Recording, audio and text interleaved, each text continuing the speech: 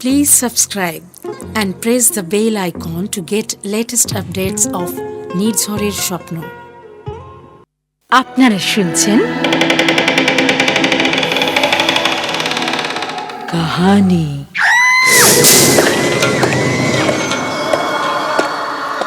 এই অনুষ্ঠানে আপনারা শুনছেন বিভিন্ন লেখকের লেখা অবলম্বনে গল্প পাঠ।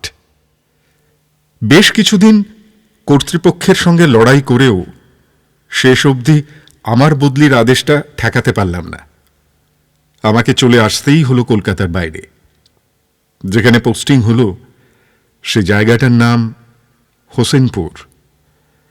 আমাদের পশ্চিমবাংলার মধ্যেই সীমান্ত অন্তর্বর্তী একটি ছোট জায়গা, যাকে ঠিক গ্রামও বলা যায় না, আবার শহর তো নয়ই। ভয়ে কয়েকদিন সিঁটিয়ে রইলুম, কেননা খবর আছে জায়গাটি বড্ড স্পর্শকাতর। খুব অল্পেতেই নাকি সেখানে দুমদুমার কাণ্ড বেঁধে যায়। আর হবেই বা না কেন? তার গা ছুঁয়ে কলকল ধ্বনিতে ছুটে চলেছে পদ্মা নদী। একটি ছোট্ট নৌকা চেপে সেই নদী পার হলেই একেবারে ভারতবর্ষের বাইরে চলে যাওয়া যায়।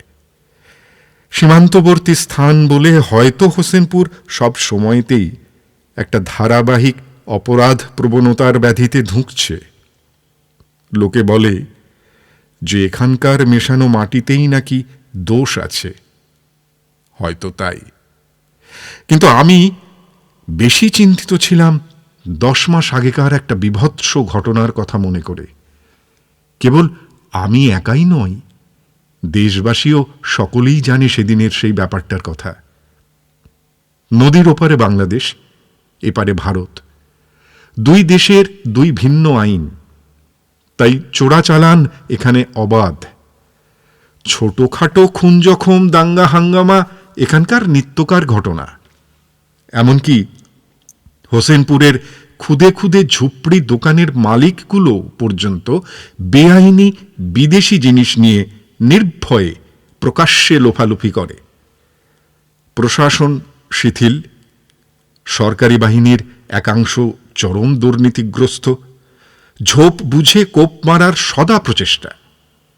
সীমান্তের চোরাই চালানকে তারা প্রত্যক্ষ মদত দিয়ে মাসে হাজার হাজার টাকা ও মাইনের অতিরিক্ত কামাই করে যাচ্ছে।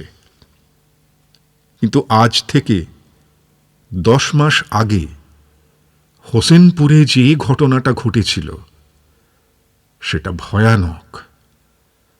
অশান্তির অগ্নিশিখা দাউ দাউ করে জ্বলে উঠেছিল। দপ করে সেদিনের অখ্যাত হোসেনপুর ভয়ঙ্কর হয়ে উঠেছিল। দেশের প্রায় সবকটি কাগজেরই শিরোনাম হয়ে পড়েছিল ব্যাপারটা।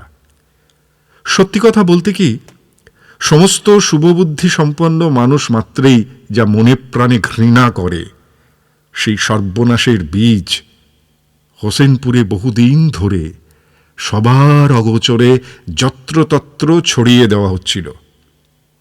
তারই ফল ফলল হঠাৎ তুচ্ছ কারণে এমন এক জাতিগত হিংসার লেলিহান শিখা দুর্দম গতিতে চতুর্দিকে ছড়িয়ে পড়ল, যেটা রুখবার ক্ষমতা সেই সময় কারুর ছিল না। ওই অপদার্থ জেলা প্রশাসনের তো নয়। পরবর্তীকালে বেসরকারি হিসাবে তো বলে যে সেই হিংসার বলি হয়েছিল কম করেও 300 জন মানুষ। ক্ষয়ক্ষতি সীমাহীন। ওই সমস্ত কারণেই আমি সেখানে না যাবার জন্য চেষ্টা করেছিলাম, কিন্তু আমাদের অফিসের ম্যানেজমেন্ট বড় কড়া। তাদের কাছে আদেশ মানে আদেশ। সেখানে নড়চড় হবার কোনো উপায় নেই। তুমি যাবে না কারণ তোমার সেখানে যেতে ভয় লাগছে, কিন্তু তোমার বদলে অন্য যাকে পাঠাবো তার কি ভয় লাগবে না? অথচ অর্ডারটা আখেরে তোমারই। তাই হয় যাও, কিংবা অফিসের ছাপানো যে ফর্ম আছে তাতে একটা পদত্যাগপত্র লিখে দিয়ে এক্ষুনি চলে যাও। তুমি ছাড়লে আমরা এই চাকরিতে অন্য ছেলে পেয়ে যাব। আমাদের চিফ অ্যাডমিনিস্ট্রেটিভ অফিসার সাহেবের ধারালো বাক্যবাণে পড়তে পড়তে বাড়ি ফিরে এলাম। তবে আশাভঙ্গের মধ্যেও আমার সান্ত্বনা একটি, যে অর্ডার শুধু আমার একারই নয়, অন্য দুটি বাইরের ছেলের নামেও করা হয়েছে। তাদের একজন শিলিগুড়ির, অপরজন আলিপুরদুয়ার। প্রকৃতপক্ষে দাঙ্গা বিধ্বস্ত অঞ্চলের মানুষদের কিঞ্চিত সাহায্য করার জন্যই আমাদের ব্যাংক সরকারের নির্দেশে হোসেনপুরে একটা ছোট্ট শাখা অফিস খুলেছে। চাকরিতে আরও উন্নতির পরীক্ষায় যারা পাশ করে বসে অপেক্ষা করছিলাম, তাদের মধ্যেই বেছে বেছে 3 জনকে পাঠিয়ে দেওয়া হয়েছে হোসেনপুরের চাষিদের ব্যাংক ঋণের সাহায্যের জন্য। হোসেনপুরে এসে দেখি এখানে যেন এক যুদ্ধবিধ্বস্ত ভয়াবহ পরিবেশ। চতুর্দিকে থমথম করছে, মানুষ এখানে ফিসফিসিয়ে কথা কয়, এমনকি ডালে বসে একটা পাখিও গান গায় না গলা ছেড়ে। এ কিরকম অদ্ভুত অবস্থা! আমি জীবনে কোনো দাঙ্গা বিধ্বস্ত অঞ্চল এর আগে কখনো দেখিনি।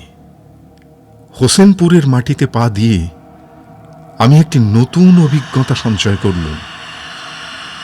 10 মাস আগের মানুষের রক্ত নিয়ে সেই ভয়াবহ হোলি খেলার স্মৃতি আজও যেন সাধারণ মানুষের মনে এক নিশাকালীন দুঃস্বপ্নের মতন এঁটে বসে আছে।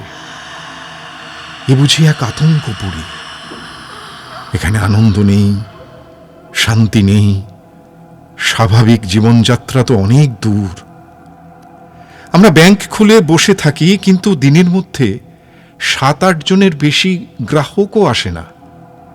বাইরে বেরিয়ে যদিও বা স্থানীয় মানুষের সঙ্গে আগ্রহ সহকারে আলাপ পরিচয় করতে যাই, কিন্তু সেও দেখি একটা দায় সারা গোছের উত্তর দিয়ে পাশ কাটিয়ে চলে যায়।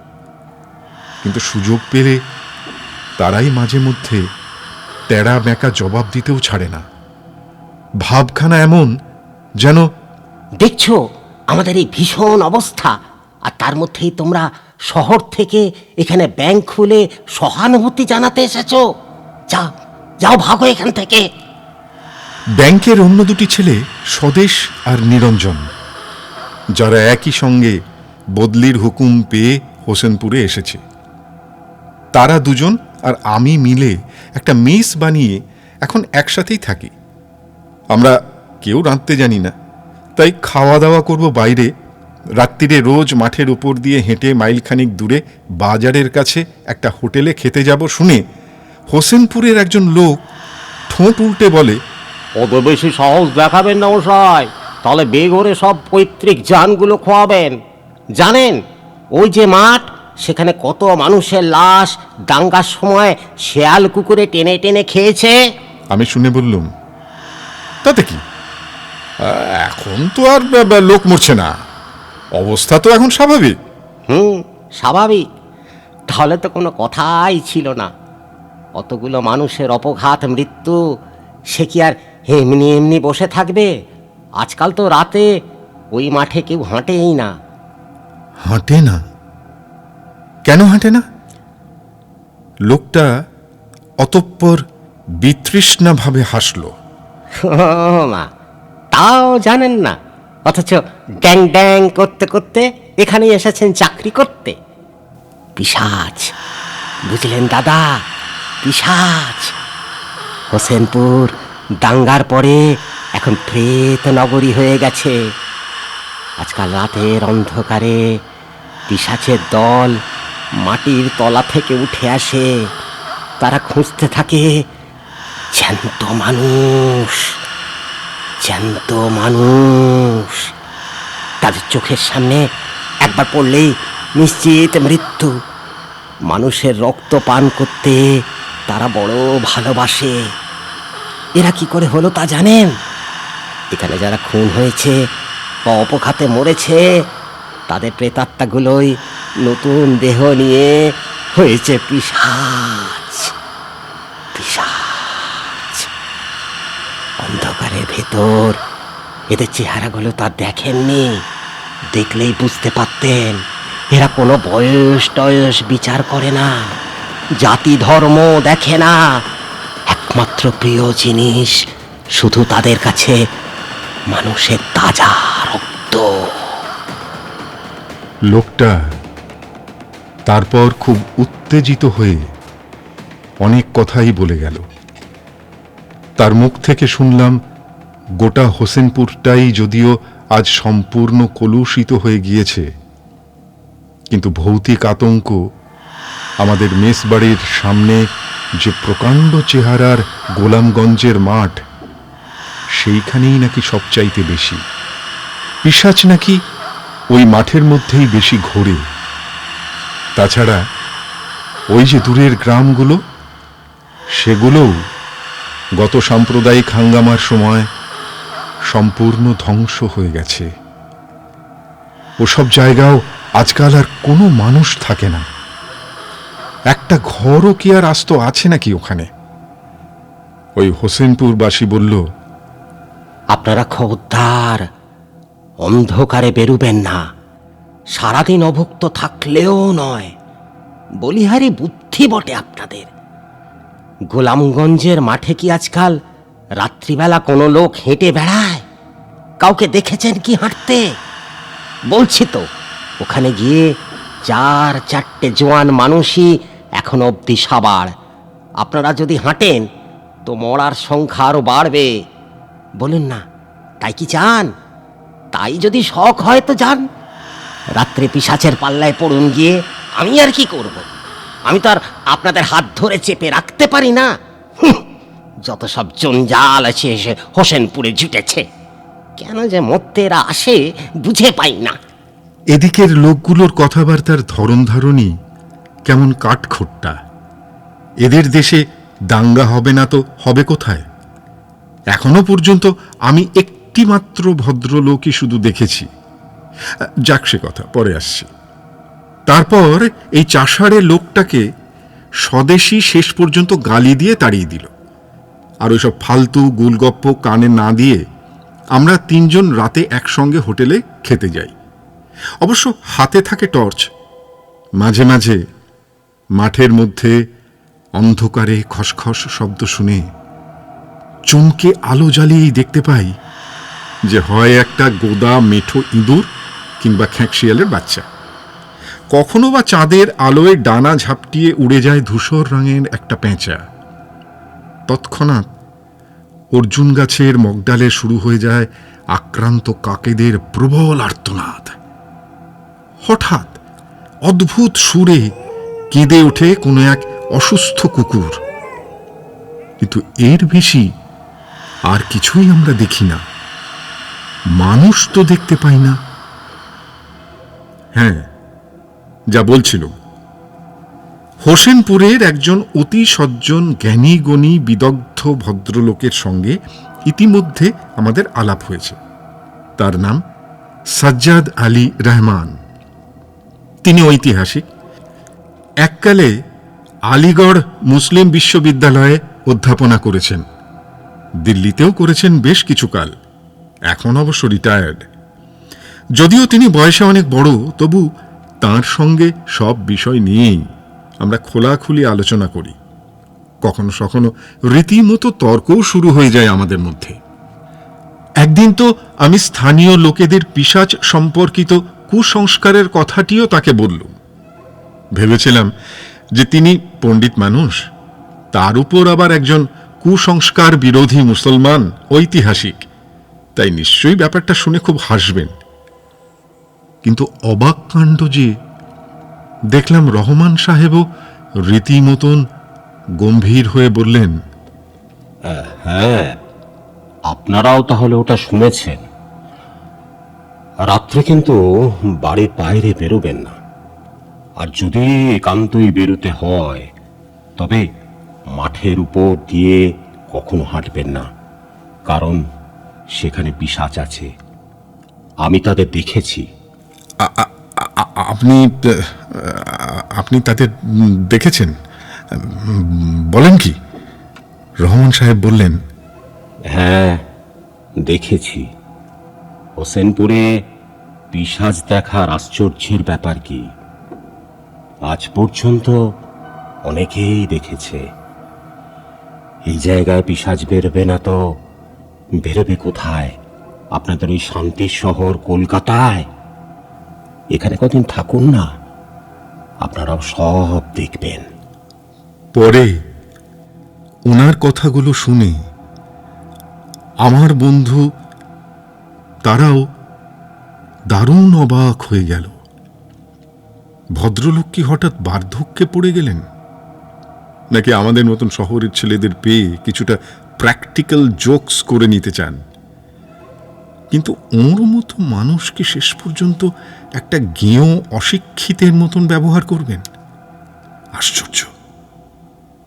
কিন্তু নিজেদের মধ্যে ব্যাপারটা নিয়ে আলোচনা করতে করতে আমরাও একটি সময় কিন্তু হঠাৎ গম্ভীর হয়ে উঠলাম।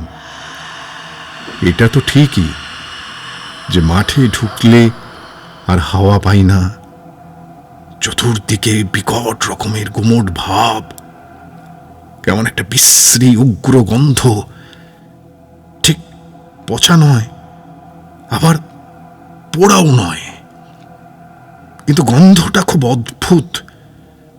নাকে একবার ঢুকলেই রীতিমতন অস্বস্তি বোধ হয়।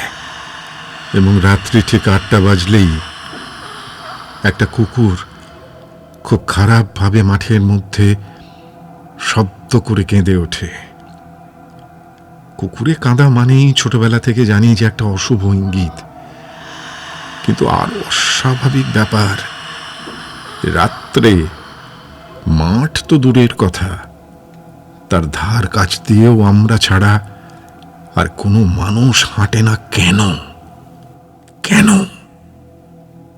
একজনেরও কি কোনো দিন রাতে ওষুধ কেনা বা ডাক্তার ডাকার প্রয়োজন হয় না? খুবই অদ্ভুত পরিবেশ। এইভাবে দিন যায়। একদিন হঠাৎ স্বদেশ কিছুদিনের জন্য ছুটি নিয়ে বাড়ি গেল। রইলুম আমি আর নিরঞ্জন। সেদিন রাতে যখন খাওয়া দাওয়া সেরে আমরা দুজনে মেসে ফিরছি, সহসা আকাশখানা লাল হয়ে কাল বৈশাখী শুরু হয়ে গেল। তখনই বুঝেছিলাম যে এ আমাদের শহরে বসে বাড়ির জানালা ফাঁক করে দেখা সেই পরিচিত শৌখিন ঝড় নয়। এর গতি প্রকৃতিই অন্যরকম। এক রাশ দুরন্ত বাতাসের কুণ্ডলী মাঠের বুকে গজ্জড়াতে গজ্জড়াতে ক্রমাগত ঘুরপাক খাচ্ছে। অসাধারণ শক্তিতে নিমেষেই কাত করে ফেলছে নুয়ে পড়া কোনো গাছের মোটা ডালকে। আমরা অবশ্য খুব সাবধানেই হাঁটছি। বাতাসের সঙ্গে সঙ্গে প্রবল ধুলোর ঝাপটা, কিন্তু তার সঙ্গেই বুকের রক্ত হিম করে দেওয়া ঝড়ের একটা অপার্থিব নেপথ্য হুঙ্কার। কই, এরকম তো আগে কখনো কোনোদিন শুনিনি। গায়ে গায়ে কাঁটা দিয়ে উঠল। তবু আমরা সন্তর্পণে শরীর বাঁচিয়ে ফিরে এলাম মেসে। কিন্তু আমরাও কি কিঞ্চিত চিন্তিত হইনি? কপালে ভ্রুকুটি পড়েছে দুজনের। চলতে চলতে আজ আমার কেন জানি না বারে বারেই শুধু মনে হচ্ছিল যে ঝড়ের মধ্যে কেউ আমাদের পিছু নিয়েছে। যে পিছু নিয়েছে সে মানুষ নয়, এমনকি পার্থিব পৃথিবীর কোনো জীবও নয়। অবশ্য মাথা ঘুরিয়েও আমি সরাসরি কাউকে দেখতে পাইনি। মেসে ফিরে নিরঞ্জন প্রকারান্তে যতই তার মনের সন্দেহটা উত্থাপন করতে চেয়েছে, আমি ততবারই তাকে নিরস্ত করেছি। আসলে আমার ধনুভঙ্গপণ সংস্কারের কাছে কিছুতেই মাথা নোয়াবো না। এখনো অবধি যার প্রমাণ পাইনি তাকে বিশ্বাস করবই বা কেন? কিন্তু পরদিন নিরঞ্জন হঠাৎ জ্বরে পড়ল। সে রাত্রে চিড়ে মুড়ি খেয়েই শুয়ে পড়েছে সে, কিন্তু আমার হলো মুশকিল। আজ তো তাহলে আমাকে একাই হোটেলে খেতে যেতে হয়। একবার ভাবলাম থাক, আজ রাতে আর একলা গিয়ে কাজ নেই। কিন্তু পরক্ষণেই আমার ইগোতে একটা খুব বড় রকমের আঘাত লাগলো। ছি ছি ছি ছি ছি ছি, কোথাকার একটা গেজেল কুসংস্কার, আর আমি কিনা তাতেই ভয় পাচ্ছি। তৎক্ষণাৎ স্থির করলাম, যেভাবেই হোক যাই হোক মনে, আজ কোনো কথা শুনবো না। আজ রাতে আমি একলাই যাব এবং গিয়েই প্রমাণ করে দিয়ে আসবো যে গোলামগঞ্জের মাঠকে খামোকা ভয় পাওয়ার কোনো কারণই নেই। কিন্তু এতদিন বাদে বুঝতে পারছি যে আমার সেদিনের গোয়ার তুমি ছিল শুধু এক তাল ভিতির উপর একটুখানি ফিনফিনে ঠুনকো বর্ম। অসুস্থ নিরঞ্জনও অবশ্য আমাকে পই পই করে বারণ করেছিল, বলেছিল, ভালো কথা বলছি বলছি তুমি তুমি আজ একলা ওই নির্জন মাঠের উপর দিয়ে যেও না। যে দেখো আকাশটা আজও আবার ঝড় আসছে। আমি তাচ্ছিল্যের ভঙ্গিতে বললুম, কি হবে, আমাকে পিশাচে ধরবে? নিরঞ্জন তখন অধৈর্য হয়ে বলল, সত্যি তোমায় নিয়ে আর পারা গেল না বন্ধু। কিছুই না হোক মাঠের মধ্যে বিষাক্ত সাপ, বাবা পাগলা শিয়ালও তো থাকতে পারে। হ্যাঁ, পারে পারে, আমি বললাম। সে তো দুজন বা তিনজন থাকলেও বেরোতে পারে, কিন্তু এতদিন যখন তারা দর্শন দেয়নি, তখন আজই যে দেবে, তাই বা ভাবছো কি করে? তুমি বরং এক কাজ করো, এখন শুয়ে একটু বিশ্রাম নাও, বুঝলে? আমি ততক্ষণ একটু ঘুরে আসছি। অগত্যা আমি জিদ করেই বেরিয়ে পড়লুম ঘর থেকে। কিন্তু দুর্ভোগ কিঞ্চিত বাড়ল বই কমল না। ভেবেছিলাম যে আজ একটু তাড়াতাড়ি খাওয়া দাওয়া করে সন্ধ্যের মুখেই মেসে ফিরে আসব। এদিকে চেয়ে দেখি আকাশ ভর্তি ঘন মেঘ, মাটির বুকে তখনই গাঢ় অন্ধকার জমে গেছে। সেই আসন্ন প্রাকৃতিক দুর্যোগের দিনে আমাকে একলা আসতে দেখে হোটেলওয়ালারও মুখখানা থমথমে গম্ভীর হয়ে পড়ল। সে কি আমার জন্য দুশ্চিন্তা, নাকি খদ্দেরের সংখ্যাল্পতা দেখে? কে জানে। তারপর যখন ফিরে আসছি, তখনই দেখি মাঠের উপর যথারীতি অন্ধকার। পরিবেশটা যেন আরো গুমোট হয়ে পড়েছে। মাঝে মাঝে প্রাণহীন ধরিত্রীকে চমকে দিয়ে আকাশের বুকে বিদ্যুৎ ঝলকাচ্ছে। গতকাল পেয়েছিলাম কাল বৈশাখী, আজ হয়তো তার সঙ্গে তুমুল বৃষ্টিও নামবে। আমি টর্চ জেলে হেঁটে চলেছি। রাতের আকাশটা থমথমে লাল, সেখানে একটিও তারা নেই। যা আন্দাজ করেছিলাম কিছুক্ষণের মধ্যেই তাই ঘটল। গোঁ গোঁ করে এক রাশ খ্যাপা হাওয়া ঝড়ের বার্তাবাহক হয়ে মাঠের উপর দিয়ে ছুটে বেড়াতে লাগলো। তারই সাথে সাথে নামলো ঝিরঝির করে বৃষ্টি। মাঠে স্বভাবতই কোনো লোক নেই, আমার সঙ্গেও বর্ষাতি কিংবা ছাতি কিছুই ছিল না। সুতরাং আমি টর্চ জেলে হন হন করে হাঁটতে লাগলাম সামনের দিকে। বেশ কিছুটা দূরে যেখানে জোনাকির মতন বিন্দু বিন্দু আলো জ্বলছে, আমাকে এখন সেখানেই পৌঁছতে হবে, কারণ তার ধারে কাছেই আমাদের মেস। কিন্তু এই বর্ষণসিক্ত রাতের ভিতরও আজ আবার সেই গন্ধটা পেলাম, এখন যেন আরো উগ্র, আরো প্রকট। তৎক্ষণাৎ মনে পড়ে গেল, ছেলেবেলা গাঁয়ের শ্মশানেও একদিন এই রকমই একটু গন্ধ আমি পেয়েছিলাম।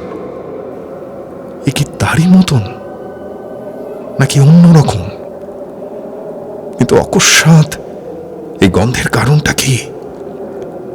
এমন হাওয়া আর বৃষ্টির মধ্যে তো কোনো গন্ধ সহজে ভেসে আসবার নয়। পথ চলতে চলতেই ভাবছি যে ঝড়ের আওয়াজটা বড্ড বেশি রকম ধারালো। একে শুধু বাতাসেরই গর্জন, নাকি নাকি তারও আড়ালে অন্য কিছু, এক অপার্থিব জান্তব চিৎকার। তাহলে কি রহমান সাহেব একদিন যেটা ভবিষ্যৎবাণী করেছিলেন, আজ সেটাই মিলে যাচ্ছে? তিনি বলেছিলেন এখানে পিশাচ আছে, পিশাচ, আপনিও একদিন তাকে দেখতে পাবেন। সহসা রহমান সাহেবের কথাটা চিন্তা করেই দেহের প্রতিটা রোমকূপ আতঙ্কে খাড়া হয়ে উঠল। এখন যা বুঝতে পারছি তাতে তাতে এই ঝড়ের হুঙ্কার, বাসি গন্ধ, এ সমস্তই এক আসন্ন বিপদের পূর্বাভাস। আর আমার রক্ষা নেই। সকলের নিষেধ উপেক্ষা করে আজ একা মাঠে নেমেছিলাম। সেই কুমার তুমির ফল এবার আমাকে ভোগ করতেই হবে বই কি। এই অভিশপ্ত গাঁ একদিন মানুষের তাজা রক্তে স্নাত হয়েছিল। নিতান্ত মূর্খের মতন যখন আমি তারই অশুভ গ্রাসের মধ্যে পা ফেলেছি, আমার শেষ চিৎকারটাও সম্ভবত কেউ শুনতে পাবেন না। হ্যাঁ, আজ রাতে একটি প্রতিহিংসাপরায়ণ রক্তপিপাসু প্রেত আমার পিছু নিয়েছে। ভালোই বুঝতে পারছি যে পিশাচ সে আমার পিছনে আসছে। তাকাই আর দেখি মূর্তিমান দুঃস্বপ্নের মতন একতাল জমাট অন্ধকার গুঁড়ি মেরে আমার এদিকে। তার সে যে কি বিভীষিকা! যে চোখে দেখেনি সে সে বুঝবে না। আমি আমি আমি তখন প্রাণ ভয়ে উন্মাদের মতন দৌড়াতে লাগলাম। সে এক কঠিন মুহূর্ত। টর্চটা কখন হাত থেকে পড়ে গেছে, আর আমি ছুটছি ছুটছি ছুটতে ছুটতে প্রতি মুহূর্তেই করছি মৃত্যুর জন্য প্রতীক্ষা। হিংসায় জর্জরিত রক্তপাগল পিশাচ তখন আমার পিছন পিছন হুঙ্কার দিতে দিতে দৌড়ে আসছে। তার লক্ষ্যবস্তু একজনই, ঝড় জলের রাতে রক্তের সন্ধান পেয়ে আর কিসে ছাড়ে ওই অশুভ কুকুরটাও চিরাচরিত ভঙ্গিতে ডুকরে কেঁদে উঠল। মনে হচ্ছিল যেন পুরো একটি যুগ ধরে আমি দৌড়াচ্ছি। হঠাৎ ঝমঝমিয়ে বৃষ্টি শুরু হলো। আমি প্রাণপণ চেষ্টা করছি যদি কোনো গতিকে ওই সচল বিভীষিকার দংশন থেকে মুক্তি পাই, এবং ভাবতে ভাবতে মাঠের একেবারে সীমানার কাছে প্রচন্ড হোঁচট খেয়ে আছড়িয়ে পড়ছিল মাটির উপর। কিন্তু হঠাৎ অন্ধকারে আবির্ভূত হয়ে কে যেন দেবদূতের মতন আমাকে ধরলেন, আঁকড়ে ধরলেন আমার দেহটাকে। আমিও আর পারি না। জ্ঞান হারিয়ে ফেলেছিলাম প্রায়, কিন্তু সঙ্গে সঙ্গে তখনও মনে হচ্ছিল তিনি কে স্বয়ং ঈশ্বর। যদি না হন তবুও তাঁকেই নমস্কার।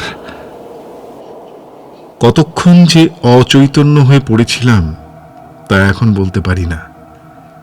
চোখটা খুলেই দেখি আমি একটা সাধারণ ঘরে অতি সাধারণ পালঙ্কের উপর চিত হয়ে শুয়ে আছি, আর সামনেই বসে পরম স্নেহ ভরে আমাকে বাতাস করছেন সাজ্জাদ আলী রহমান সাহেব।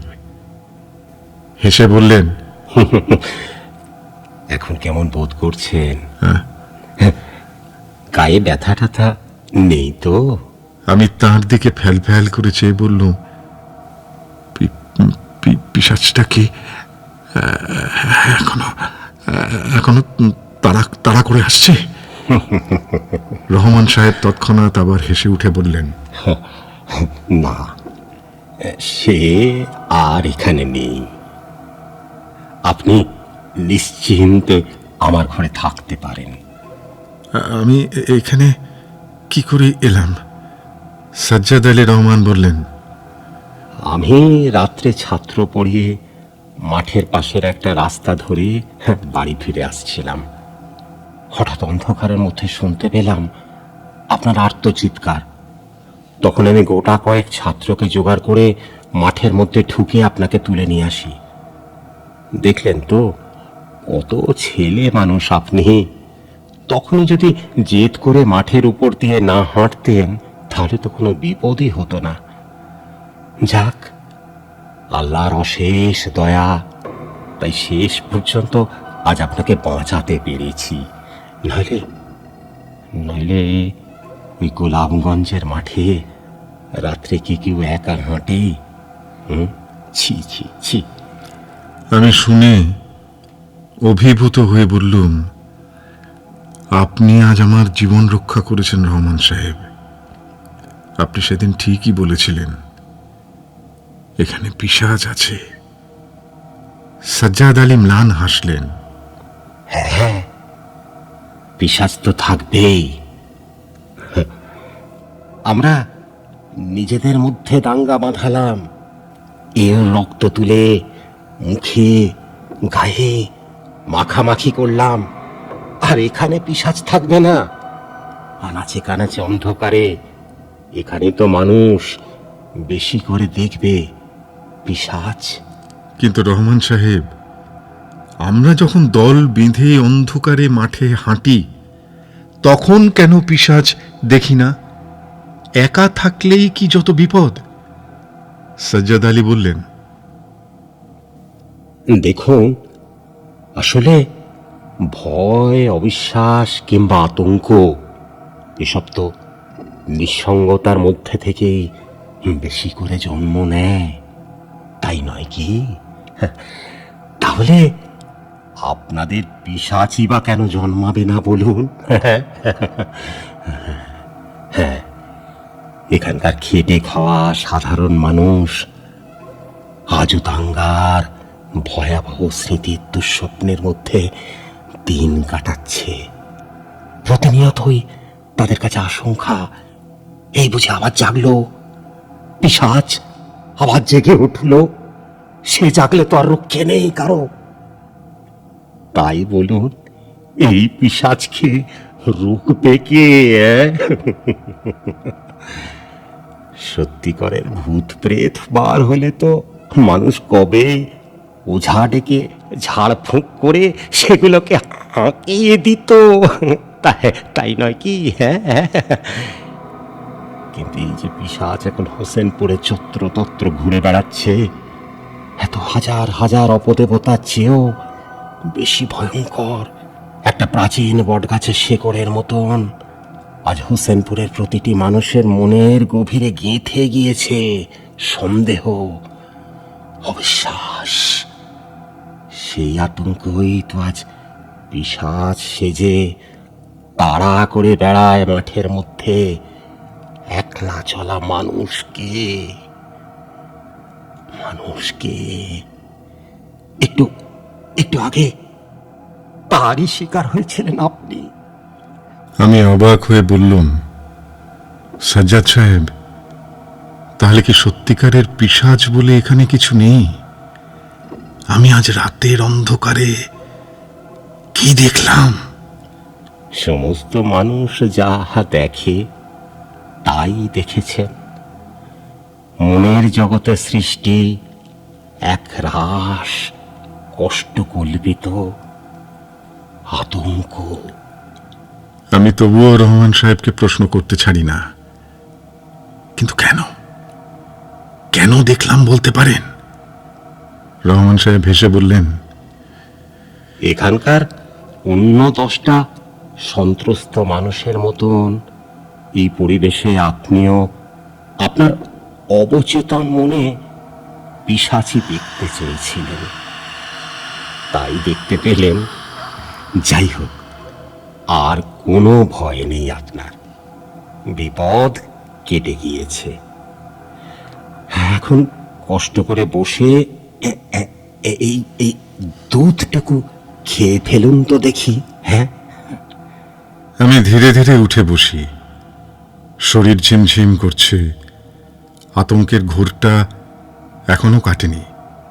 কল্পনায় হোক কিংবা যেভাবেই হোক, আমি অন্ধকারের মধ্যে আমার পিছু পিছু যে জমাট দুঃস্বপ্নটাকে ছুটে আসতে দেখেছিলাম, তার চিন্তা মাথার মধ্যে অবিরত ঘুরতে থাকলো, অবিরত। আমি ক্রমশ ঘুমের মধ্যে আস্তে আস্তে তলিয়ে গেলাম।